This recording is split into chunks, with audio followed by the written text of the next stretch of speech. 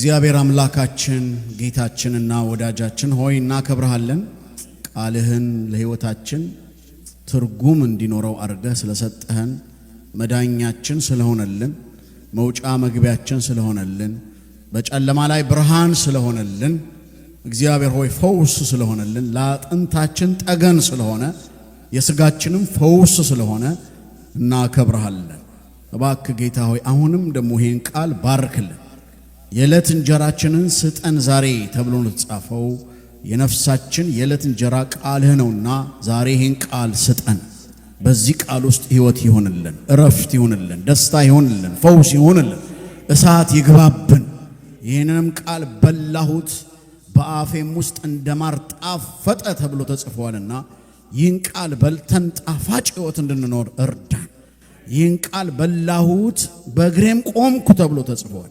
እባክህ ጌታ ሆይ በቃለ ምክንያት እንቁም። ሃሌሉያ! ክብር ሁሉ በሰማይና በምድር ላንተ ይሁን። ለቃልህ ክብር እንሰጣለን በኢየሱስ ክርስቶስ ስም አሜን። እግዚአብሔር አምላካችን ከፍ ከፍ ይበል።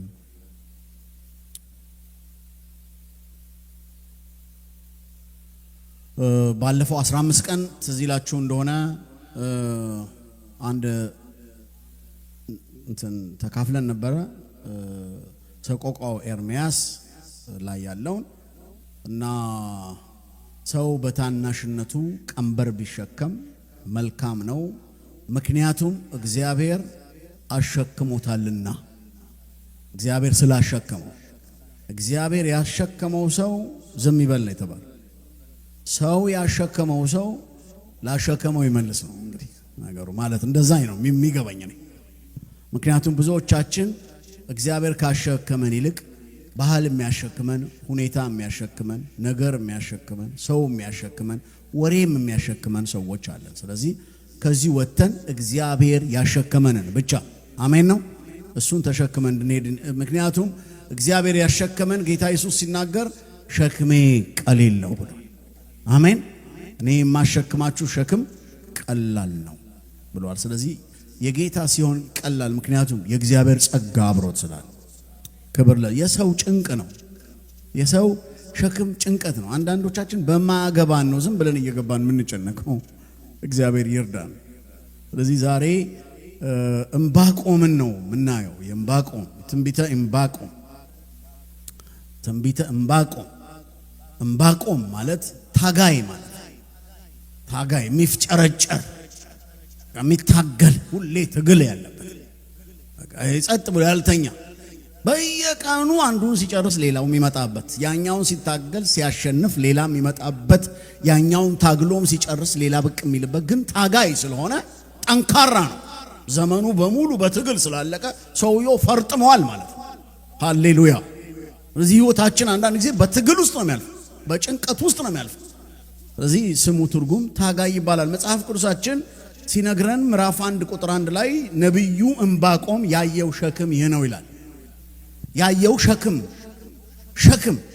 ምን ማለት ነው? ሸክም በርደን ማለት ነው አይደል? በርደን ሸክም በቃ ሰውየው አርፎ ተቀመጠው ወክ የሚያደርገው በደስታ የሚኖረው ሰውዬ እግዚአብሔር አሳየውና ጎበጠ ሰውየው። አንዳንድ ጊዜ የሚያጎብጠንን ነገር እናያለን፣ የሚያስጨንቀንን ነገር እናያለን። በቃ ሸክም ይሆንብናል። አንዳንዴ ሳናስበው ለሆነ ሰውዬ ሸክም በቃ ጠዋትም ስለዛ ሰው፣ ማታም ስለዛ ሰው፣ ምን ጸልየው ስለዛ ሰው፣ ምን ወጣው ስለዛ ሰው ሸክም፣ የእግዚአብሔር ሸክም በላያችን ላይ ሲቀመጥ ማለት ነው። አስባችሁት ማታቁትን ሰው ተሸክማችሁ ስትዞሩ አይታችሁ ታውቃላችሁ? በየቀኑ እያሰባችሁት ስትጸልዩ ተንበርክካችሁ ለሱ የምትጸልዩት የምታወጡት የምታወሩት አንድ ሰው እግዚአብሔር ሲያሸክም ማለት ነው። ስለዚህ ዕንባቆም ሸክምን ተሸከመ፣ እግዚአብሔር ስላሸከመው ተሸከመ። ገለጠለት እግዚአብሔር እንደሌላው ሰው እንዳይኖር አካባቢው ያለውን ሁኔታ ገለጠለት። ስለዚህ ተጨነቀ ሰውየው። እንደዚህ ነው እንዴ ያለ ድንገት በቃ ባልነው ማለት ነው። ይሄንን ነው ዛሬ ጥቂት የምናየው። ጌታ ይክበር። እንግዲህ ሸክም የሚለው አንደኛ ናሆም ትንቢተ ናሆም ላይም ታገኙታላችሁ። ሸክም ነው 3 ቦታ ነው እኔ እንግዲህ ያየሁት። ምናልባት ሌሎቻችሁ የተሻላችሁ ስለምትሆኑ ሌላ ሰዎችም የተሸከሙ ልታዩት ትችላላችሁ። የእግዚአብሔርም ቃል መጣለት ነው የሚለው ብዙዎቹ ነቢያት ላይ መጣለት። እነዚህ ሶስት ሰዎች ዕንባቆም፣ ናሆምና ሚልክያስ ናቸው። ሸክም የመጣላቸው ሸክም መጣላቸው። ናሆም የተሸከመው ስለ ነነዌ ነው። በጣም ከባድ ነው። ዮናስ መጽሐፍ ቅዱሳችንን ስናጠና ዮናስ የሚባለውን ሰው እግዚአብሔር መጣና ነነዌ ወደሚባለው ቦታ ሄድና ስለ ንስሐ ስበክ አለው። የመጨረሻ አስጠሊታ ነው ለዮናስ። በጣም የሚጣሉ የማይወዷቸው ህዝቦች ናቸው። እነዚህ ሰዎች ጤነኛ ቢሆኑ ነገ ተመልሰው እስራኤልን ስለሚወጉ ዮናስ ይሄንን በሙሉ ካልኩሌት አደረገና አይ እኔ አልቀበልም ይሄን ድምጽ ብሎ ወደ ተርሴስ ገንዘብ ከፍሎ ወደ ተርሴስ ሄደ። መልእክቱን ትቶ አላስተላለፈም ብሎ ምክንያቱም እንትኑ ጨነቀው ሸክሙ። ምክንያቱም ለምን እኔ ሄጄ ብሰብክ እግዚአብሔር መሐሪ ነው እናውቀዋለን እግዚአብሔር። ስለዚህ አንዴ ከሰበኩላቸው ይቅር በለን ጌታ ሆይ ይላሉ፣ መሪያቸዋለሁ ይላል፣ እንደገና መተው ይወጉናል። ስለዚህ እግዚአብሔር ያጥፋቸው ብሎ ነብዩ እኮ ነው እግዚአብሔር ይጨርሳቸው ብሎ ሌላ ቦታ ሄደ። እግዚአብሔር አምላክ ደግሞ መጣ መርከብ ላይ። ሃሌሉያ አሜን ነው። ቃሌን ይዘህ ወዴት? ቃል ይዘህ ማትሄዳት አትፋት አለው እግዚአብሔር። ሃሌሉያ ትተፋታለህ። ይህችን ቃል ሰማይና ምድር ያልፋሉ እንጂ ቃሌ አያልፍም የተባለውን ቃል ተሸክመህ የትም አትሄዳትም። it's not because of ዮናስ አንድ ሰው ነው። የእግዚአብሔር ቃል ግን ወንድሜ ቴዲ ቅድም እንደተናገረ ምድርን የሰራ ነው። ክብር ለስሙ ይሁን። ስለዚህ ይሄን ምድርን የሰራውበትን ቃል አንተ ላይ አስቀምጬ አትጠፋትም ማለት። ስለዚህ አሳ ነባሪው ሰዎቹ ጣሉት ይላል፣ ወረወሩት፣ አሳ ነባሪው ሟጠው ይላል። መጨረሻ ላይ 3 ቀን በኋላ አሳ ነባሪውም አስታወከው ይላል። ሃሌሉያ አሜን ነው። ተፋው አይደለም አስታወከው ነው የሚለው በትክክለኛው ትርጉም። በሶስተኛው ቀን አስታወከው። you are not important እኔ ሆድ ውስጥ የሆነ ነገር ተሸክመን የመጣ ውጣልኝ ብሎ አስታወከው። ሃሌሉያ ስለዚህ አስታወከው። ዮናስ ነቃ። ቃል ይዤ ነበር ለካ የጠፋሁት ብሎ ወደ ነነዌ ሄደ ይላል አይደለም? አንብባችሁታል መጀመሪያ። ካላነበባችሁት አንብቡት ሄዳችሁ። ተፋው። ከዛ በኋላ ቃሉን ይዞ ሄዶ ሰበከ። እየተናደደ ነው። እግዚአብሔር እንደዚህ ይላል፣ ኃጢአት ሰርታችኋል፣ እግዚአብሔር ተናዷል፣ ሊቀጣችሁ ነው እያለ ማለት ነው። እነሱ ደግሞ ከንጉሱ ጀምሮ ማቅ ለበሱ ይላል ሊያሳፍሩት። የማን ነው እግዚአብሔር ምናምን ማለት ሲችሉ ይቅር ይበለን ይሄ አምላክ፣ ይሄ ሰራዊት ቅዱስ እግዚአብሔር የእስራኤል አምላክ እኛን ይቅር ይበለን እናለቅሳለን ብለው ሲንበረከኩ ተቃጥሏል። እግዚአብሔር ማረ። ስሙ የተባረከ ይሁን። እንደው ጌታ ደግ ነው ከደግ ነው። ሲምር አንድ ቦታ ላይ ቁጭ ብሎ ከተማው እንደሚያር በእሳት እግዚአብሔር እንደሚያቃጥለው እያሰበ ቁጭ ብሎ ከተማውን ሲያይ እሳት ተቃጠለ። እንደኔ ማላጣ ሳይሆን አይቀርም። ዮናስ እንኳን አይመስለኝም። እዚህ መላጦች ደህና ናቸው እዛ አካባቢ። እና ቁጭ ብሎ ፀሐይ ያቃጠለው ይላል። ፀሐይ ሲያቃጥለው እግዚአብሔር አመጣና አንዲት የሆነች ነገር አበቀለ አጠገቡና እቺ መላጣው እንዲሸፍነው አደረገና ደስ አለው፣ ረካ። ከዛ እግዚአብሔር ምን አደረገ? ትል አምጥቶ ያቺን ያበቀላትን ነገር እንደገና መረዛትና ያቺ የበቀለችው ነገር ኩምሽሽ ብላ ወደቀች እና ተናደደ። እግዚአብሔር መጣና ምን አናደደ አለ። እንዴ እኔ መላጣዬን እስካሁን ድረስ ስትጠብቀኝ የነበረችውን ይቺን የምትገርም አትክልት ታቃጥላታለን? ምን አይነት ነገር ነው ሲል፣ እንዴ እኔ እኮ 120,000 ለሚሆኑ ሰዎች እንደገና እንስሳዎች እኮ አዝኜ አንተን ብልክህ አንተ ምንም አልመሰለህም። አንተ ላልተከልካት፣ ላልዘራሃት፣ ላልደከምክባት ለዚች ኮባ እንዲህ ተንገበገብክ። ለ120,000 እኮ ህዝብ ነው የተንገበገብኩት። እንዴት አይገባህም? እንደዚሁ እየተቃጠለ ታሪኩ ያልቃል። እግዚአብሔር ይጠብቃል። ስለዚህ የዚህ ሰውዬ ሸክም ሌላ ነው። ስለ ነነዌ ነው ማለት ነው። ዮናስ ሸክም ስለ ነነዌ ነው። ይሄ ዕንባቆም የሚባለው ሰው ደግሞ በእስራኤል መካከል በይሁዳ መካከል ይሁዳ ብዬ ስናገር 2 ነገድ ነው። ባለፈው ነግሬያቸዋል። የይሁዳ ነገድና የቢንያም ነገድ የእስራኤል ነገዶች በሁለት ተከፍለው አንዱ 10 ነገድ የሰሜኑን ፓርት ይዞ ሁለቱ ነገድ ወደ ደቡቡን ይዞ ደቡቡ ያለው ኢየሩሳሌም ያለችበት አካባቢ ማለት ነው። እዛ ያሉት ሁለት ነገዶች የሁለት ነገድ ህዝቦች ናቸው። ስለዚህ እነዚህ ሁለት ህዝቦች ቀድመው ከነበሩት ከ10 ነገዶች በኋላ ነው ወደ ባቢሎን ሄዱት። ከ130 ዓመት በፊት የአሦር ንጉስ እነዛን 10 ነገስታት ይዟቸው ጠፍቷል እና በምድር ላይ ተበትነዋል። ምናልባትም 10 ነገዶች ጠፍተዋል ነው የሚባለው። ባለፈው እንደነገርኳችሁ እነዚህ እንግዲህ ይሁዳ ኢየሩሳሌም ያለበት እግዚአብሔር እነዛን እንዳጠፋ ስለማጠፋችሁ ተጠንቀቁ በሚል ረጅም ዓመት የሰጣቸው ህዝቦች ናቸው። ስለዚህ በዚህ ጊዜ ዕንባቆም አንድ ህልም ያያል። አንድ ሸክም ላይ ይወድቃል። ይሄ እንግዲህ ባቢሎን ከመምጣቱ 20 ዓመት በፊት ነው ማለት ነው።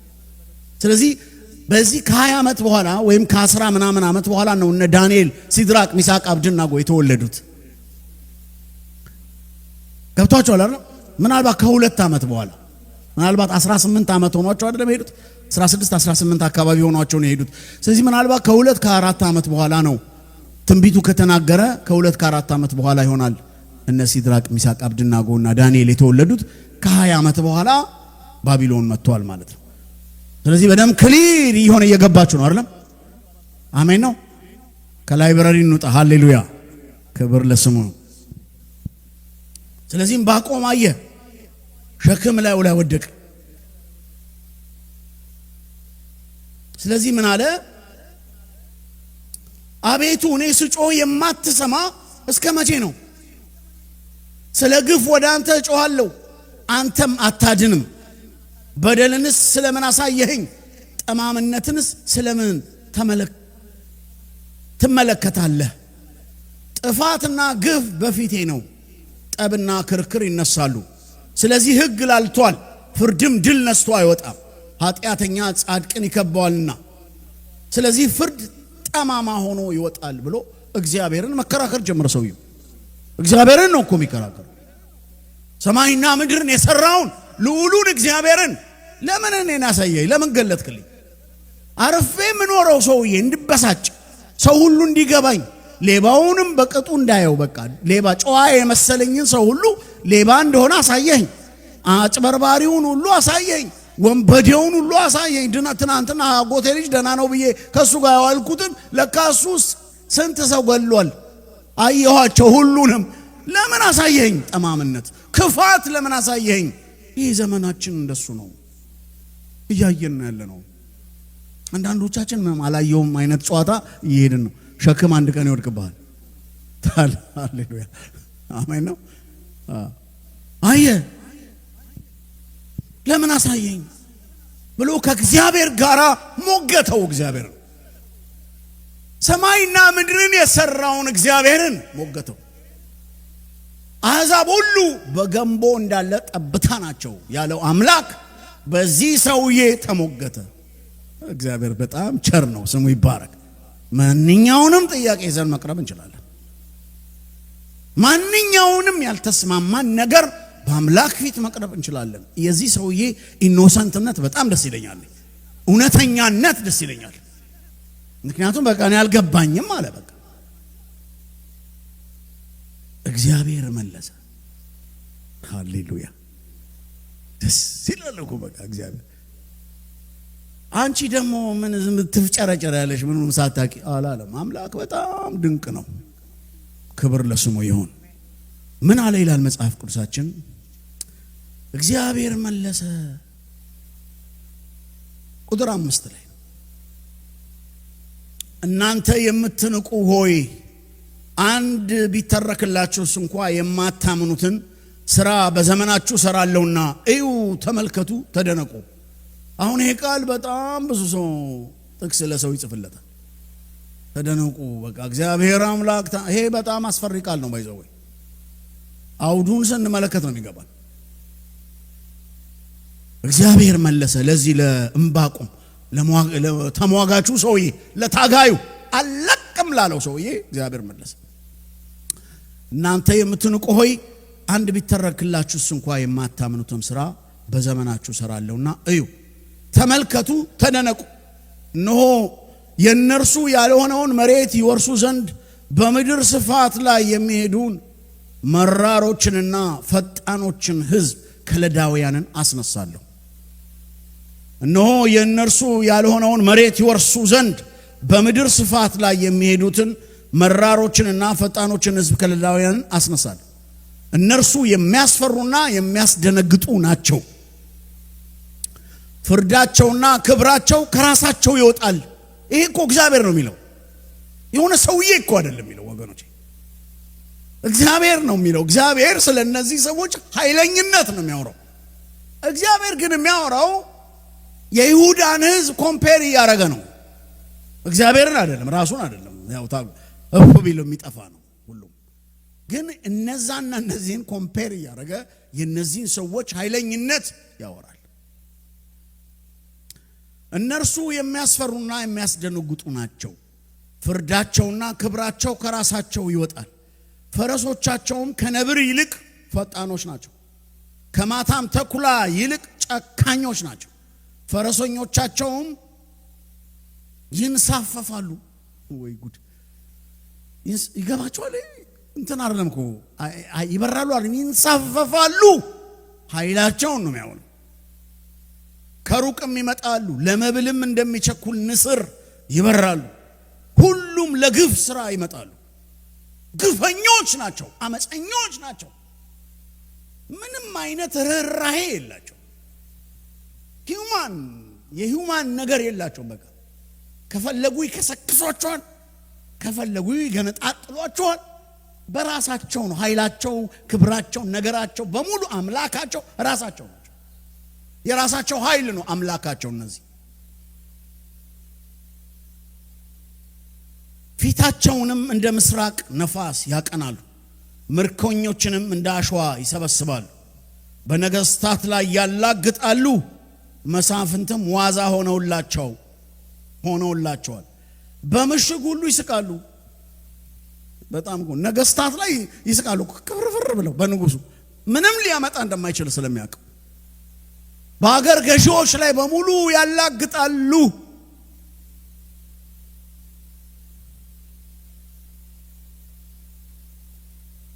ምሽግ ላይ ይስቃሉ፣ አፈሩንም ከምረው ይወስዱታል።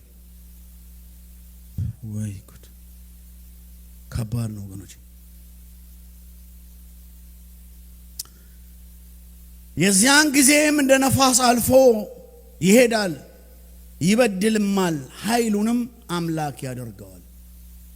እነዚህ በጣም ኃይለኞች ሰዎች ናቸው ብሎ እግዚአብሔር ጸጥ አለ። መልስ እኮ ነው የሚያወራው። እንትና ገባው፣ ዕንባቆም ገባው። ይኸውልህ ከዚህ በኋላ የሚሆነው እንግዲህ አይደለም ያለው። ከዚህ በኋላ በይሁዳ የሚመጡትን ኃያላን ሰዎች፣ የባቢሎን ሰዎች፣ ይሄ ኃጢአት እንደፈለገ ያለበት ሰፈር ላይ ፍርድ የሚሰጡ እግዚአብሔር ላይ ያመፀ ይሄ ሁሉ ነቢያት የገደለ ለዚህ ሁሉ ነቢያት ድምፅ ያልተገዛ እግዚአብሔር ማን ነው እያለ የኖረው የይሁዳ ሕዝብ በእስራኤል በ10 ነገድ ያልተማረ አልተማረም። በፍጹም አልተማረም። እንደፈለገ ይሆናል። በእግዚአብሔር ላይ ያመጻል።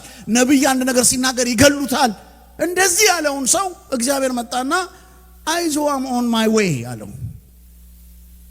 እና እንደዚህ አይደለም የጠበቀው። አያችሁ፣ እሱ አልጠበቀም። እሱ የጠበቀው አይዞ ሰራዊት ጌታ ክንደ ብርቱ ኃያል አምላክ ነው ያለው። ከዚህ በኋላ እንደዚህ ይላል፣ እንደዚህ ይሆናል። በእስራኤል ዘመን ይበላል፣ ይጠጣል፣ ሰው ሁሉ በቃ ተዘሎ ይቀመጣል። እልል በል እስቲ። የለም አላለም እግዚአብሔር። ሃሌሉያ! ሉዓላዊ ነው። እስቲ ሉዓላዊ እንበል። አለቀ። በቃ ጻድቅ ነው። የፈለገው ሲያደርግ ጻድቅ ነው። እኔ ሁሌ ነግሬያቸዋለሁ። አሁን እዚህ ጋር መጥተው ፍጭት ቢያደርገኝ እኔ እግዚአብሔር ምንድነው ምን ነው አላላችሁ? ጻድቅ ነው። እንከን የለሽ ነው ስሙ። ሃሌሉያ! ምንም አይነት ነገር ሲያደርግ ልክ ነው። በቃ የወደቀውን ሲያነሳው ልክ ነው። እላይ ያለውን ሲጥለውም ልክ ነው። የበላውን ካሁን በኋላ ተበላም ሲለውም ልክ ነው። ያልበላው ዝም ብለህ ትበላለህ እየተጨፈጨፍክ ሰው እየጨፈጨፈ ትበላለህ ሲልም ልክ ነው። ሃሌሉያ። ይሄንን ሲነግረው ሰውየው ጨሰ። ጨሰ፣ ገባው፣ ወሬው ገባው። ስለዚህ ጨሰ፣ ተናደደ፣ ተቃጠለ። እንደዚህ አለ። ወይ ሃሌሉያ። አረ እንደዚህ እናንብበው። ይሄ ቃል እኮ እንዴት ጣፋጭ መሰላችሁ። እንደዚህ አለ። በጣም ተናደደ፣ በጣም ተቃጠለ። ተናደደ፣ አረረ፣ በቃ ውስጡ አረረ። እንደዚህ አለ። ግን ምንድነው ማን እንደሚያወራ ስላወቀ እንደፈለገ ሊል አልፈለገም። ስለዚህ ምን አለ? አክኖሌጅ አደረገው። መጀመሪያ ቁጥር 12 አቤቱ የተቀደስክ አምላኬ ሆይ ሲጀምር አያችሁ። ሊደልለውም ይችላል አላቅም፣ ግን እንዳከበረው ነው የሚሰማኝ። አንተ ከዘላለም ጀምሮ አልነበርክምን? እኛ አንሞትም። አቤቱ ለፍርድ ሰርተኸዋል፣ ለተግሣጽም አድርገኸዋል። ዓይኖችህ ክፉ እንዳያዩ ንጹሐን ናቸው እኮ። አንተ ሲፈጥር ራስህ ማለት ነው ሁሉ ነገር እኮ ንጹህ እኮ ነው። እንዴት ቻልከው ይሄንን ለማየት? እንደዚህ አይሁድ የራስህ ሕዝብ እናንተ አንብቡት ሄዳችሁ ያንተ ሕዝብ በስምህ የተጠራው ሕዝብ እወድሃለሁ ያልከው ሕዝብ የአብርሃም ዘር እንደዚህ አይነት በክፋት ፒኤችዲ የሰሩ በአመጽ ፒኤችዲ የሰሩ በአመጽ በመግደል ጠንቅቀው የተማሩ አመፀኞች እንዴት እነሱ ለመቅጣት እነሱን ትመርጣለህ? ትንሽ ፌር አይደለም ማለት ፌር አይደለም ለእግዚአብሔር። ምን አለ አንድ ንጉሥ አንግሰህ ብትገርፈን፣ ዝም ብለህ እንደ ድሮ ጠብ እያረክ እንደው ብታረገው ይሻላል። እንዴት እነዚህ አውሬዎች እኮ ናቸው። እግዚአብሔር ወይ ልክ አይደለም፣ ትንሽ ፌር አይደለም። እኔ ትንሽ ማምናለ በቃ ሪዘርቬሽኑን አወራ። በጣም ጻድቅ ሰው ነው ይዘው እግዚአብሔር ይባርከው። ብዙዎቻችን እኮ ደላሎች ነን ስንጸልይ አይደለም? እግዚአብሔር አምላክ ይልባችን ሌላ ነው የሚለው። በቃ የጸሎት አይነት የቅባቱ የምትኑ የምናምኑ አድርገን አሳምረ እግዚአብሔር እኮ የልብ አምላክ ነው። አሜን ነው። ስለዚህ ይሄ ሰውዬ በጣም የሚደንቅ ሰው ነው፣ የሚገርም ሰው ነው። ከዓይኖች ክፉ እንዳያዩ ንጹሐን ናቸው፣ ጠማምነትም ትመለከት ዘንድ አትችልም። አታላዮችንስ ለምን ትመለከታለህ? ኃጢአተኛውንስ ከእርሱ ይልቅ ጻድቅ የሆነው ሲውጠው ስለምን ዝም ትላለህ? ሰዎችንም እንደ ባህር ዓሣዎች አለቃም እንደሌላቸው ተንቀሳቃሾች ለምን ታደርጋቸዋለህ? እግዚአብሔር ሆይ ይሄ ፌር አይደለም እንዴ? ልክ አይደለም፣ ተው እንጂ እያለ ከእግዚአብሔር ጋር ይታገል ጀመር። አያችሁ የብዙ ዘመን መታገስ። መቼም አዲስ ኪዳን በጣም ደስ ይላል። ክብር ለስሙ። አሜን ነው። አቤት አቤት፣ እንኳን በብሉይ ኪዳን አልተወለድኩ። እዚህ አስባችሁታል? እግዚአብሔር አምላክ ለብዙ ዓመት ተናግሮ ተው ተመለሱ ብሎ ገስጾ አልሰማ ያሉትን ድንቅ ነገር አደርጋለሁ በመካ እንደውም አታምኑትም ሁሉ አለ። ትንቢት እኮ ያስቃል። እነሱ እኮ የሚጠብቁት ገና ድንቅ ነገር ታላቅ ታምራት የሚል ነገር ነው የሚጠብቁት። ድንቁ ምን መሰላችሁ? አይታችሁት እናንተ ኃጢአተኞች ናችሁ፣ ክፉዎች ናችሁ። ከናንተ ደብል የሆኑ ኃጢአተኞች ይመጡባቸዋል እና ድንቅ ነው። እሱ እኮ ነው ወደ እናንተ የሚመጡት ኃጢአተኞቹ ናቸው፣ የሚዘለዝሉ ናቸው። እና እነዚህ ለኔ ለቀጣቴ እኔ ከላይ ሆኜ ሳይ እርክት እላለሁ። እናንተ ስትገፉ ይሄ የሚበላው ሰውዬ እየዘረፈ የሚበላው ሰውዬ እየሰረቀ የሚበላው ሰውዬ አጭበርባሪውና ወንበዴው በሙሉ ባዶውን ራቁቱን ወደ ባቢሎን ሲሄድ እኔ ያለው ለብዙ ዘመን ነግሬው ያልሰማው በሙሉ እየተጎተተ እየተገፋ ልጆቹ እየተደፈሩ ከብቱ በሙሉ ከጋጣ ውስጥ እየወጣ እየተበላ ቅቤውን እየላሱ ማሩን እየላሱ እሱን በባዶ ወደ ባቢሎን ሲነዱት አንድ ታምር አመጣለሁ አለ እግዚአብሔር። ዕንባቆም ደንግጧል፣ በጣም ደነገጠ። አይዞ ልጄ እኔ እመጣለሁ የሚለውን ትንቢት ሲጠብቅ እግዚአብሔር ሌላ ነገር ይዞ መጣ። ክብር ለአምላካችን ይሁን።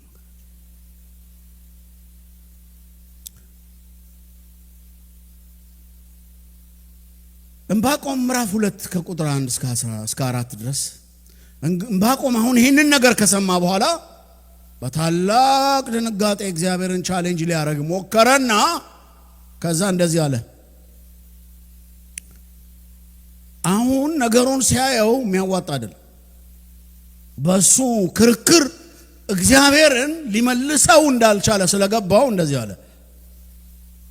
ኦኬ አለና በመጠበቂያዬ ላይ እቆማለሁ አለ። በመጠበቂያዬ ላይ እቆማለሁ፣ በአምባም ላይ እወጣለሁ፣ የሚናገረኝንም ስለ ክርክሬም የምመልሰውን አውቅ ዘንድ እመለከታለሁ። አሁን መንፈሳዊ ፖዚሽኔ ላይ እወጣለሁ። እንደ ቀድሞ ዝም ብሎ ከመከራከር ወጥቼ ወደ መንፈሳዊው ቁንጮ ወጣና ሌላው ነገር ሁሉ ከመንፈሳዊው ነገር ስር ስለሆነ ታወሩ ላይ ወጣና ከዛ ሆኜ እመለከታለሁ። የምመለከተው ከእግዚአብሔር አንጻር ይሆናል። ከዚህ በኋላ እስካሁን የምመለከተው በኔ ነው። በኔ ስመለከት አላዋጣም። የእግዚአብሔር ጥያቄ መልስም አያዋጣም። ከእግዚአብሔር አንጻር እንዴት ነው፣ ከቃሉ አንጻር እንዴት ነው ብዬ ወደ ቦታዬ ላይ ወጣለሁ። ሃሌሉያ! ይገባን ነው። ወደዛኛው ሰፈር ላይ ወጣለሁ።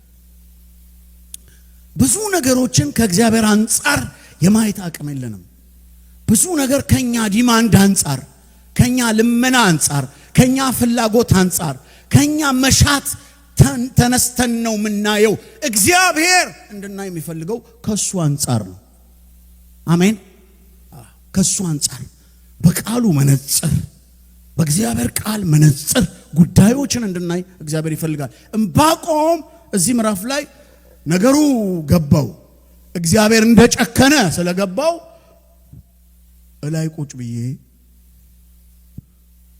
ስለ ክርክሬ የሚመልሰውን ነገር አውቅ ዘንድ ከሱ ከራሱ መለከተዋለሁ። በቃ ተከራክሬያለሁ፣ ቆሜ ወገቤን ይዤ ተናግሬያለሁ። አሁን እግዚአብሔር የተናገረው በቀስታ አስደንጋጭ ነው። ስለመልሰው ስለማልችል እስቲ ከራሴ ነው እስካሁን ያወራሁት፣ እስቲ ከሱ አንጻር ልመልከተው ደግሞ አለ። አሜን። በመጠበቂያዬ ላይ ቆማለሁ፣ በአምባ ላይ እወጣለሁ፣ የሚናገረኝንም ስለ ክርክሬ የምመልሰውን አውቅ ዘንድ እመለከታለሁ። እግዚአብሔርም መለሰልኝ አለ። እግዚአብሔር መለሰልኝ። እግዚአብሔር መለሰ። ይሄ ሰውዬ ወደ ሰፈሩ ሲገባ፣ ወደ ቦታው ሲቀመጥ፣ ወደ ጸሎት ሰፈሩ ሲመጣ፣ ወደ ማማው ላይ ሲወጣ፣ እታች ወርዶ ወዲያ ወዲህ ከማለት ወጥቶ ወደ እግዚአብሔር ሐሳብ እና ከእግዚአብሔር አንጻር ለማየት ፖዚሽኑ ሲይዝ እግዚአብሔር አምላክ መለሰ። አሜን ነው። መለሰ። እንደዚህ ያለ እግዚአብሔር መለሰልኝ እንዲህ አለ። አንባቢው ይፈጠን ዘንድ ራእዩን ጻፍ፣ በጽላትም ላይ ግለጠው። ራእዩ ገና እስከ ተወሰነ ጊዜ ነው፣ ወደ ፍጻሜውም ይቸኩላል፣ እርሱም አይዋሽም። ቢዘገይም በእርግጥ ይመጣልና ታገሰው፣ እርሱም አይዘገይም አለው። 20 ዓመት ነች አለው እንደማለት። ምክንያቱም እዚህ ቁጭ ብሎ እየጠበቀ ነው ይሄን ነገር። 20 ዓመት ነው። ኢትስ ኦኬ፣ ግድ የለም፣ ብዙ ሩቅ አይደለም። ለአንዳንዶቻችን 2 ቀን ነው። እነሆ ነፍሱ ኮርታለች፣ በውስጡም ቅን አይደለችም ብሎ ስለ ናቡከደነጾር ነገር። ናቡከደነጾር በጣም ኩራተኛ ሰው ነው።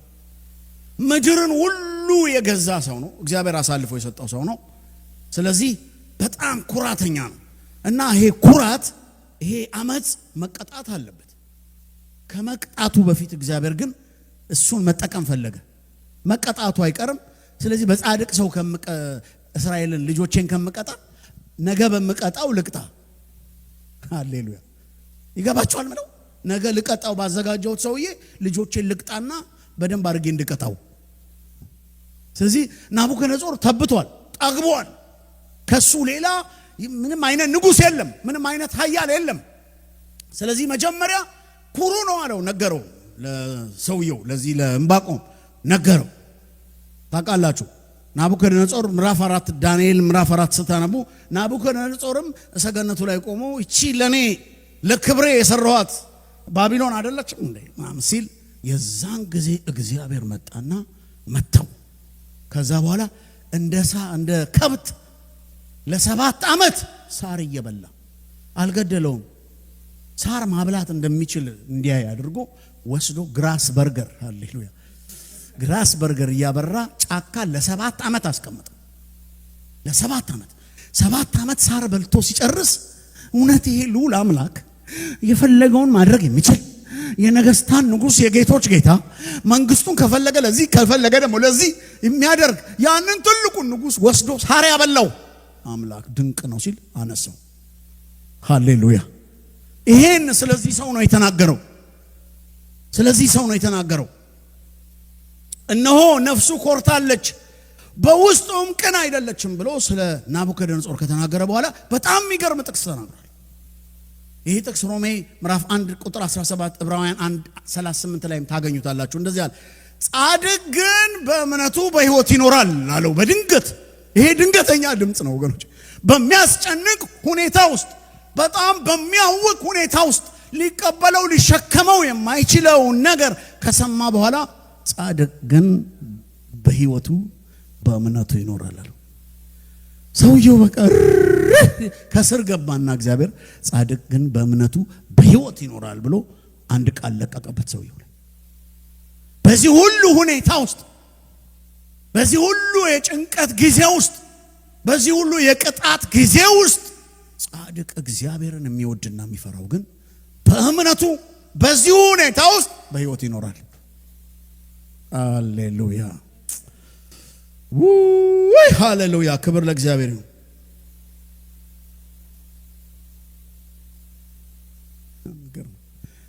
በጣም እኮ ነው የሚገርመው ወገኖቼ፣ በጣም ነው የሚገርመው።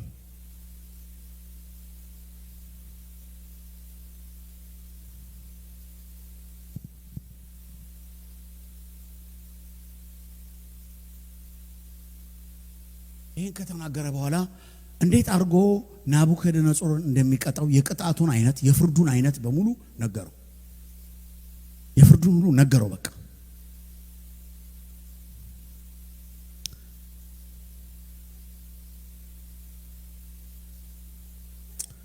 ምዕራፍ 3 ስንመለከት ምዕራፍ 3 ስንመለከት ዕንባቆም ምዕራፍ 3 የነብዩ የዕንባቆም ጸሎትና መዝሙር ይላል።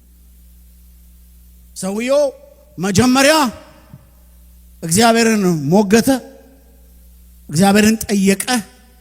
ከዛ በእግዚአብሔር መልስ አልተስማማም፣ ተጨነቀ። ከዛ በኋላ ወደ አምባው ላይ ወጣ። ከዛ በኋላ ነገሮች ከእግዚአብሔር አንፃር አያቸው። ሲያያቸው ምዕራፍ 3 ላይ እንደዚህ አለ። የነብዩ የዕንባቆም ጸሎት በመዝሙር ይላል። አቤቱ ዝናህን ሰምቼ ፈራሁ። አያችሁ፣ ሃሌሉያ። አቤቱ በዓመታት መካከል ስራህን ፈጽም፣ በዓመታት መካከል ትታወቅ፣ በመዓት ጊዜ ምህረትን አስብ። ይኸውላችሁ ይሄ ሰውዬ እግዚአብሔርን ገባው። ከዛ በኋላ ሄደ፣ ወደ ብሉይ ኪዳን ሄደ፣ ወደ አባቶቹ ታሪክ ሄደ። እንዴት አድርገው በግብፅ እግዚአብሔር እንዳወጣቸው ሄዶ አነበበ። ዝናውን ታሪኩንና የሰራውን ገድል በሙሉ ያምላኩን አየና መጣና መዝሙር ግጥም ይዞ መጣ ወደ እግዚአብሔር። አሜን ነው። ስለዚህ እንደዚህ አቤቱ ዝናህን ሰምቼ ፈራሁ፣ ዝናህን ሰምቼ ፈራሁ። ትናንትና ለካ ታላቅ አምላክ ነህ። ከማጋ ነበር የምሟገተው፣ ከማጋ ነው ማወራው። ዝነኛ ነህ፣ መግደል ማዳን የምትችል ኃያል ነህ። በባህር ላይ መንገድ ያዘጋጀህ ነህ። ከአለት ውስጥ ውሃ ያፈለቅህ ነህ። በእሳት አምድ እስራኤልን የመራህ ነህ። በደመና አምድ የተከላከልክ ነህ። የግብፅን ሰራዊትና ፈርዖንን ውሃ ውስጥ ያሰመጥክ ነህ። የእስራኤልን ልጆች በእግራቸው በባህር ላይ ወክ እንዲያደርጉ ያደረግክ አምላክ ነህ። ሃሌሉያ! ዝናህ ልዩ ነው። መጣሁና እሱን አንብቤ እኮ ፈራው። ሃሌሉያ! ውይ ክብር ለስሙ ይሁን። ቅዱሳን ከፋራን ተራራ ይመጣል። ክብሩ ሰማያትን ከድኗል፣ ምስጋናውም ምድርን ሞልቷል። ጸዳሉም እንደ ብርሃን ነው፣ ጨረር ከእጁ ወጥቷል፣ ኃይሉም በዚያ ተሰውሯል። ይኸውላችሁ ይህንን የሚያወራው እግዚአብሔር አምላክ ካወራለት ናቡከደነጾር ከላካቸው ከባቢሎን ሰራዊት ምን አይነት አምላክ እንደሚያመልክ ነገሩ በሙሉ ገባው። ኮምፔር አረገው። አምላኩ ልዩ እንደሆነ ገባው። ኃይሉም በዚያ ተሰውሯል። ቸነፈር በፊቱ ይሄዳል፣ የእሳትም ነበልባል ከእግሩ ይወጣል። ቆመ፣ ምድርንም ማወካት፣ ተመለከተ፣ አሕዛብንም አናወጠ። የዘላለም ተራሮች ተንቀጠቀጡ፣ ተራሮችም ኮረብቶችም ቀለጡ። ይሄ እኮ የአምላካችን ማንነት። መንገዱ ከዘላለም ነው። የኢትዮጵያ ድንኳኖች ሲጨነቁ አየሁ። የምድያም አገር መጋረጃዎች ተንቀጠቀጡ። ይኸውላችሁ የኢትዮጵያ ድንኳኖች ሲጨነቁ እግዚአብሔር ወክ ሲያረግ ሲመላለስ ለፍርድ ሲነሳ ከጫፍ እስከ ጫፍ መንቀጥቀጥ ጀመረ ማለት ነው። ተራራ ሁሉ ቀለጠ። በቃ ደነገጡ። እግዚአብሔር መጣ። ሃሌሉያ! በእውኑ እግዚአብሔር በወንዞች ላይ ተቆጥቷልን? ቁጣህ በወንዞች ላይ መዓትህም በባህር ላይ ነውን? በፈረሶችና በማዳንህ ሰረገሎች ላይ ተቀምጠሃል። በቃልህ እንደማልህ መቅሰፍትህን አወጣ፣ ቀስትህንም ገተርክ። ይኸውላችሁ ቀደም ብሎ ምን አለው እግዚአብሔርን? በዚህ ሁሉ ቁጣ ውስጥ እባክህን ምህረትህን አስባለሁ። ሃሌሉያ! አውቃለሁ ቁጣ በጣም የሚያስደነግጥ ነው፣ ይመጣል። ግን ምህረትህን አስብ። አሜን። አትተውን እባክህ፣ አትተውን። በደለኞች ነን፣ ኃጢአተኞች ነን፣ ግራ ይገባንን። በቁጣ እንደተቆጣ እንዳሳዘንህ አውቀናል። አንተ ደግሞ እርግጠኛ ነህ እንደምትቀጣ። እርግጠኛ ነኝ አሁን እኔም እንደምትቀጣ። ግን በቃ በዚህ ቁጣ ውስጥ ምህረትን አስብ። አይዘነጣጥሉን። በቃ እንደምንም ጎትቶ ባቢሎን ያስገቡንና እንኑር እባክህ። ሃሌሉያ! ወይ ስሙ ለዘላለም ይባረክ። አሁን ከዚህ ሁሉ ወጥቼ ቁጥር 16 ላይ ላምባላችሁ። 3:16 ላይ እንደዚህ አለ። እኔ ሰምቻለሁ፣ ልቤም ደነገጠብኝ። ከድምፁ የተነሳ ከንፈሮቼ ተንቀጠቀጡ። መንቀጥቀጥ ወደ አጥንቶቼ ውስጥ ገባ። በስፍራ የሆኜ ተናወጥኩ፣ በሚያስጨንቁን ሕዝብ ላይ እስኪመጣ ድረስ። አዎ ሰማው። በቃ የተናገርከውን ነገር መቋቋም አልችልም። ነው በቃ አይቼዋለሁ፣ ሰማው። እንዴት አድርገው እንደሚበሩ፣ እንዴት አይነት ፈረሶች እንዳላቸው፣ ንፋስ የሆኑ የሚበሩ ፈረሶች ይዘው የሚመጡ ኃያላን ይሁዳን እንደሚይዙት አውቄያለሁ። እኔ አሁን ተንቀጠቀጥኩ፣ ፈራሁ፣ ደነገጥኩ። አንድ ቀን ፍርድ እስኪመጣ ደግሞ እንደገና ወደ እነሱ እስክትገለበት ድረስ። ኮምፕሊኬትድ ነው እንደማወራው። ሃሌሉያ! ክብር ለእግዚአብሔር ይሁን። ከዛ ምን አለ መሰላችሁ? የመከራን ቀን ዝም ብዬ እጠብቃለሁ። የመከራ ቀን ሊመጣ ነው አለው። አያችሁ፣ ይሁዳን ጠርግርግርግ አድርጌ ከሀገሩ አስወጥቼ ወደ ባቢሎን ወስደዋለሁ። የመከራ ቀን ይመጣል ስላለው የመከራን ቀን ምን ላርግ? ተሟጋትኩ፣ ተከራከርኩ፣ ጥቅስ ጠቀስኩ፣ አልሆነም። ጽዋ ሞልቷል። ስለዚህ የመከራን ቀን ዝም ብዬ እጠብቃለሁ።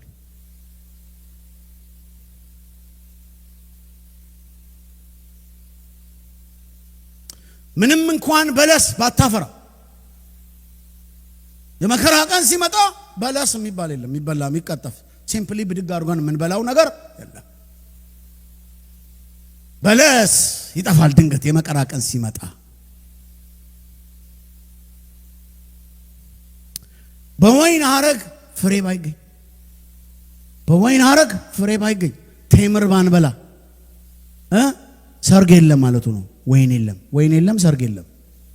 በእስራኤል ሰርግ ወይን አለ፣ በእኛ ጠላ እንዳለው ማለት ነው። ዊስኪ እንዳለው በሀገራችን እንዳለው በእስራኤል ዋይን ከሌለ በውሃ በምናምን የለም፣ ሰርግም የለም፣ ጨርሶ የለም። ዋይን የፌሽታ ጊዜ ነው፣ ሰዎች የሚደሰቱበት።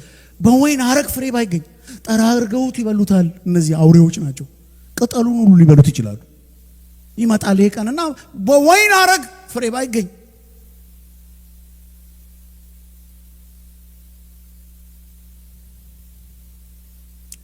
የወይራ ስራ ቢጎድል መጥበሻ ዘይት ቢጠፋ ሽንኩርቱ መጠበስ ያለበት ተቀቅሎ ሲበላ እንደማለት ነው። ሽንኩርት ቀቅሎ ሽሮ ይገባቸው እንዴት ነው የሚበላው? ባይኖር ቁስል ማበሻ ዘይት ቢጠፋ በሽተኛ ቁስለኛ በሙሉ ቢበዛ ዘይት ጠፍቶ የዘይት ምርቶች የሚያመጡት ማናቸውም ነገሮች ሙልጭ ብለው ቢጠፋ በጣም እኮ ነው የሚገርመው ወገኖች። እርሾችም መብልን ባይሰጡ እርሾች እንዴ ካርብ ማለት ነው እንዳለ እህሉ በሙሉ ቢጠፋ፣ ጤፍ ቢጠፋ፣ ስንዴ ቢጠፋ፣ ገብስ ቢጠፋ፣ ዱቄት ቢጠፋ፣ የሚጋገር የለ ሚላስ የለ ምንም እኮ የለም ማለት ነው። በቃ እነዚህ አንሰጥም ቢሉ እርሾቹ በሙሉ አንሰጥም ማለታቸው ምን መሰላችሁ? እግዚአብሔር አይደለም እነዚህ ሰዎች መተው ጥርግርግ አድርገው ይዘውት ሄዳሉ። አፈሩን ይዘውት ሄዳሉ እኮ ነው የሚለው። አፈሩን እህሉን አይደለም አፈሩን ጭነውት ሄዳሉ። አፈር የሚጭኑ ናቸው። አፈር የሚጭኑ ግብፃዊ ማለት እኮ የአባይን አፈር ይዞብን ሄደው እኛ እንኳን በፈቃዳችን ነው የሰጠን። ከዚህ በኋላ ቆመዋል። ሃሌሉያ። ምን ነው አሜን ብሎ ምን እንትን አታርጉት። አንድ ነገር ስናወር ወደ ፖለቲካ አትዘሉት። እንዴ አባይ የኛ ነው። ሃሌሉያ። ምን አይነት ነገር በጣም ከባድ ነው ወገኖቼ። እርሾች መብል ባይሰጡ፣ ምግብ ከቤታችን ቢጠፋ፣ የምንበላው ነገር ባይኖር፣ የምንጠጣው ነገር ባይኖረን፣ ባዶ ብንሆን፣ ትናንትና ፌሽታ የነበረው ቤታችን ዛሬ የህፃናት ለቅሶ ቢፈጠርበት፣ ያረጁ ሰዎች ምግብ አጥተው ጸጥ ብለው ኩስምን ይላሉ። እነዚህም ቢሆኑ እንኳን በጎች ከበረት ቢጠፉ፣ የበግ ስጋ መብላት ቢያቅተን፣ ይሄ እንደውም ትንሽ የጠገበው እንደማለት ነው። ሌዘር ምን ለብሰው ሌዘር ብንጠፋ፣ ይሄ አሁን ባለጸጎቹ ደግሞ እንደሱ ይላሉ። ሌዘር እንኳን ብናጣ ኢትስ ኦኬ ምናምን እንደሚሉት እንደማለት። ሱፍ የሚለበስ ልብስ ቢጠፋ፣ የቆዳውን አንጥፈን ምንተኛበት ብናጣ፣ አስቡት፣ ዘርዝሩት እናንተ። ላሞች በጋጣ ውስጥ ባይገኙ፣ በላሞች ውስጥ ያለው ማናቸውም ነገር ቢጠፋ፣ ቅቤ ቢጠፋ፣ አይብ ቢጠፋ፣ ክትፎ የለም፣ ስጋ የለም፣ መጥበሻ የለም፣ ምንም ነገር የለም። በቃ እኮ ምንም ነገር ሌጣ ነው። በቃ ምንም የለም። እነዚህ ሁሉ ባይኖሩ እንደዚህ አለ፣ እኔ ግን በእግዚአብሔር ደስ ይለኛል። በጣም ነው የሚገርመኝ። እኔ ግን በእግዚአብሔር ደስ ይለኛል። እዚህ ሁኔታ ውስጥ፣ እዚህ የቅጣት ዘመን ውስጥ፣ እዚህ የጨለማ ዘመን ውስጥ፣ የሚበላ በጠፋበት ዘመን፣ የሚጠጣ በጠፋበት ዘመን፣ ሁኔታዎች በጨለሙበት ዘመን ላይ እኔ ግን በእግዚአብሔር በራሱ ደስ ይለኛል። ይኸውላችሁ ህይወታችን ይሄ ነው። እግዚአብሔር ይመጣል፣ እግዚአብሔር ይፈርዳል። አሜን ነው። ይፈርዳል እግዚአብሔር። አሁን እንደዚህ ቀጥ ብለን እንደምናየው ነገር ነገ ምን እንደሚመጣ አናውቅም። እኛ ዛሬ አንደኛ የሆነው ዜሮኛ ሊሆን ይችላል፣ ነገ አናውቅም። ግን እሱ ቢመጣም እኔ ግን በእግዚአብሔር ደስ ይለኛል። ለምን? ቀደም ብሎ ምን ብሎታል እግዚአብሔር? ስለ ናቡከደነፆር ቅጣት ከነገረው በኋላ ጻድቅ ግን በእምነቱ በህይወት ይኖራል ብሎ ጠቁሞታል። አያችሁ? ስለዚህ አመጣው ያንን የጽድቅ መንገድ። እዚህ መከራ ውስጥ ምንም ባይኖረኝ፣ ሁኔታዎች ቢጨልሙብኝ፣ የሄድኩበት በር በሙሉ ቢዘጋብኝ ለከሌ የመጣው ቅጣት እኔንም ቢያገኘኝ ቅጣቱ እኮ እኔንም ሊያገኘኝ ይችላል። ግን እኔና ያኛው ሰው የምንለያየው እኔ አሁንም ደስተኛ ነኝ። ለምን? በእግዚአብሔር በአምላኬ ደስ ይለኛል። ሃሌሉያ! በእግዚአብሔር ደስ ይለኛል። በመድኃኒቴ አምላክም ሐሴት አደርጋለሁ። ደስታ ብቻ አይደለም እንትን ነው በቃ ዝም ብሎ እንደውም እጨምራለሁ። በቃ ሐሴት እጨምራለሁ። አሞኛል፣ ጨልሟል፣ ነገሮች ሁሉ አልተስማሙም። ሐሴት ግን አለ ውስጤ የሚዘል ነገር አለ፣ ክብር አለ። አምላኬን አየዋለሁ። ነገሮች ሁሉ ጨልመዋል፣ ሁኔታው በሙሉ ባዶ ነው። ግን ሙላት ይሰማኛል። የሆነ ነገር የተሸለምኩ ይመስለኛል። ክብር ለእግዚአብሔር ይሁን። ከእግዚአብሔር ጋር የወገኑ ሰዎች ዘመናቸው በሙሉ ይሄ ነው። እቃ አያስደስታቸው። እቃ አይደለም የሚያመጣው እነሱ ውስጥ ህይወት። የሆነ ነገር ስላገኙ ሐሴት አይፈጥርላቸው። ሐሴታቸው በክርስቶስ ደም የተገኘ ነው። እንዴት አድርገው ነው ኮምፔር የምናደርገው? እንዴት በመርሴዲስ መኪና ውስጥ አንድ ጊዜ ጓደኛዬ መርሴዲስ ይዤ አገር ቤት እንትን ሰው እንዲያየኝ እንትን እንደዚህ ደግሞ እንላል ነበር ድሮ። እና የሚያዩኝን እየፈለኩ አንዳንዶቹ አያዩኝም፣ ምክንያቱም አላቸው። እንዲያዩኝም በቃ እነዛ የሚያዩት ሰፈር እያልኩ አሁን እኔ እችላለሁ። እሱም እንደገና በጣም ወድቅ ያለው የዛኔ አምላኬ ክብር ለስሙ ይሁን። በቃ የማይገመት ኃያል አምላክ ነው። ሁኔታዎች የኛን ደስታ ሊፈጥሩልን አይችሉም። ከፈጠሩልንም ስተት ውስጥ ነው ያለ ነው። ለምን? እግዚአብሔር ይመጣል ድንገት። ስለዚህ ሰውየው እያለው እግዚአብሔር አምላክ ድንገት መጥቶ ነገሮች በሙሉ ይቀየራሉ። እኔ ግን አለ ተንቀጠቀጥኩ። ሰምቼዋለሁ አለ ሰምቼዋለሁ። እኔ ነኝ የሰማሁት። ሌሎቹ እየዘነጡ ነው። ሌሎቹ አንደኛ ወጥተዋል። ሁሉ ነገር ተስማምቷቸው እንደፈለጉ ነው ኃጢአቱን የሚያደርጉት። እኔ ግን ሰምቻለሁ፣ የሰማሁት ነገር አለ። ስለዚህ ተንቀጠቀጠ ከንፈሬ ራሱ። ነገር ግን እነዚህ ሁሉ ነገሮች ባይኖሩ ይሄ የጨለማ ዘመን ላይ እኔ ግን ጻድቅ ሰው ነኝ በክርስቶስ። ሃሌሉያ! በክርስቶስ ደም የጸደቅኩ ስለሆንኩኝ በዚህ የጨለማ ጊዜ ውስጥ ሐሴት አደርጋለሁ። በመድኃኒቴ አምላክ ሐሴት አደርጋለሁ አለና ጌታ እግዚአብሔር ኃይሌ ነው አለ። ኃይለኞች ይመጣሉ፣ ኃይል የታጠቁ ይመጣሉ፣ እንደ ነብር የሚፈጥኑ ይመጣሉ፣ ዘራፊዎች ይመጣሉ። ነገር ግን ለኔ ኃይሌ እግዚአብሔር ራሱ ነው። ምንም ይምጣ እኔ ግን ኃይል አለኝ። ሃሌሉያ! ይገባናል። ትንቢት ነው ዛሬ እኮ የተናገርኩት። ትንቢት ነው። እቺ ዓለም እንደዚሁ እንዳለች አትቀጥልም። እኛ በእሷ ላይ የምንቀጥለው ጌታን ይዘን ብቻ ነው። ስለዚህ ጌታ እግዚአብሔር ኃይሌ ነው አለ። ኃይለኞች በበዙበት ኃይላቸው ኩራታቸው ነው እኮ አለ። ከራሳቸው ነው የሚወጣው ኩራቱ። ሌላ የሚታመኑበት ነገር የላቸውም። ራሳቸው ናቸው። በቃ ለሁሉ ነገር መልስ የሚሰጡት ራሳቸው ናቸው። ለሁሉም ነገር ኦልሞስት አምላክ ሆነዋል ማለት ነው። እያንዳንዱ ባቢሎናዊ አምላክ ሆነዋል ለራሱ።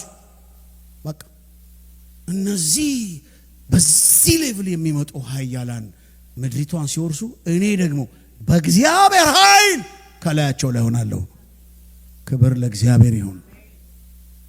ከዛ መጨረሻ ላይ እንደዚህ አለ፣ እግሮቼን እንደ ዋላ እግሮች ያደርጋልና በከፍታዎች ላይ ያስኬደኛል። እግሮቼን እንደ ዋላ እግሮች ያደርጋል። የዋላ እግር ምን አይነት እንደሆነ እንገራቸው። ዋላ የምድረ በዳ ፍየል ነች። ምናልባት አይታችሁናል ዩቲዩብ ላይ ኦር ምናምን። ፍየሎቹ ተራራን እንደ እንትን ነው የሚወጡት፣ እንደ ሜዳ ነው የሚሄዱት። አይታችኋል? ተራራውን የመጨረሻ ቀጥ ያለው እንደዚህ ቀጥ ያለው እነሱም ወክ ያደርጋሉ። ዛሬ ሲወርዱ እንደዚህ ተዘቀዘቀው ላይ በቃ ዝም ብለው ይወርዳሉ። እንዴት እንደሆነ እኔ አላውቅም። እኔ የአምላክ ስራ ነው። ምን አለ? እግሮቼን እንደዋላ ያደርጋል። ማንም ሊወጣበት የማይችለው ሃሌሉያ፣ ማንም ሊሄድበት የማይችለው ሊደርስበት የማይችለው ላይ እኔ ግን ሄዳለሁ። ለምን? እግሮቼን ይቀይራቸዋል። ሃሌሉያ፣ ይቀይራቸዋል። ከዚህ ችግር በላይ እኖራለሁ፣ ከሁኔታው በላይ እኖራለሁ። ከፍታ የሚያሳየው ምንድነው? ዝቅታ አለ። ከዚህ በዝቅታ ውስጥ ካለው ጭንቀት፣ በዚህ ዓለም ካለው ውከት ውስጥ፣ በዚህ ዓለም ይሄ ዓለም የሚያመጣውን ነገር እያየው ከላይ ሆኜ እኔ በአምላኬ ሐሴት እያደረኩኝ በከፍታ ላይ እሄዳለሁ። እግሮቼን እንደዋላ ስለሚያረጋቸው በቀላል ነው የምሄደው። በቃ የሆነ ትጋት የለኝም። ዝም ብዬ እሄዳለሁ። በቃ ወደ ላይ እሄዳለሁ። እግሮቼን እንደዋላ ያደርጋል፣ በከፍታዎች ላይ ያስኬደኛል አለ። ዋው! ክብር ለእግዚአብሔር ይሁን። በማንኛውም አይነት ሁኔታ ውስጥ፣ በማንኛውም አይነት ጨለማ ውስጥ፣ በማንኛውም አይነት ፋይናንሻል ውድቀት ውስጥ፣ በቤተሰብ ውድቀት ውስጥ፣ በስራ ማጣት፣ በተለያዩ የሚያስጨንቁ ነገሮች ውስጥ ብንገባ እግዚአብሔር አምላክን ስናምነው፣ ጻድቅ ግን በእምነቱ በሕይወት ይኖራል። ሃሌሉያ! መፈክራችን ነው። አሜን። በቀኝ እጃችን የምንፈክረው ጻድቅ ግን በሕይወቱ በእምነቱ በሕይወት ይኖራል። ስለዚህ እኔ ጻድቅ ስለሆንኩ እንዴት ነው ጻድቅ የሆንከው? አንተ ኃጢአተኛ ለራስህ፣ እኔማ ክርስቶስ ኢየሱስ በመስቀል ላይ ባፈሰሰው ክቡር ደም በሱን በማመን ጻድቅ ሆንኩ። ሃሌሉያ! ስራህን ሁሉ ሰርቼልሃለሁ፣ አንተ ዝም ብለህ እመን አለኝ። ስለዚህ አመንኩ። ስለዚህ በከፍታ ላይ እሄዳለሁ።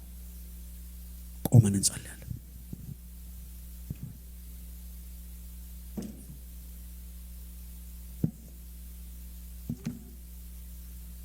ወገኖቼ በምን አይነት ሁኔታ ላይ እንዳላችሁ አላውቅም። እኔ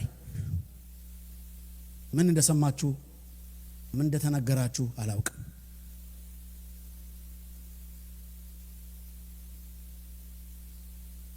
የሰማነውም የተነገረንም ነገር እኛን አይወርሰንም። እኛን የሚወርሰን የአምላካችን ክብር ነው። የፈቃዱ ኃይል ነው እኛን የሚወርሰን። ወገኖቼ እግዚአብሔር አምላክ ታማኝ አምላክ ነው። አሜን ነው። ታማኝ አምላክ ነው። እግዚአብሔር አምላክ ብርቱ አምላክ ነው። ኃያል አምላክ ነው። ከሁሉ የሚበልጥ አምላክ ነው። ሁሉን የሚገዛ አምላክ ነው። ቸርነትና ምሕረት የበዛለት አምላክ ነው። በእሱ እንታመናለን። ነገሮች የጨለሙ ቢመስሉም፣ ሁኔታዎች እየደበዘዙ እያያችኋቸው ቢሆንም እናንተ ልክ ዕንባቆም እንዳለው ነው። አይቼዋለሁ፣ የሚያስደነግጥ ዘመን እንደሚመጣ እግዚአብሔር ተናግሮኝ አይቼዋለሁ። ያስፈራል። ነገር ግን እኔ በዚህ ሁሉ ሁኔታ ውስጥ በከፍታ ሄዳለሁ። በዚህ ሁሉ ጨለማ ላይ ሐሴት አደርጋለሁ። እግዚአብሔር አምላካችን ስምህ ለዘላለም ይባረክ። በእውነት እናከብርሃለን፣ እናመሰግንሃለን። እባክህ ጌታ ሆይ ያንተን ሐሳብ በዚህ ውስጥ ግለጥልን። ልትናገረን የወደድከውን የምትፈልገውን ጉዳይ ተናገረን። ሕያውነትህ በመካከላችን ይገለጥ። ኃይልህ በመካከላችን ይገለጥ። ክብር ሁሉ በሰማይና በምድር ላንተ ይሁን፣ በኢየሱስ ክርስቶስ ክቡር ስም።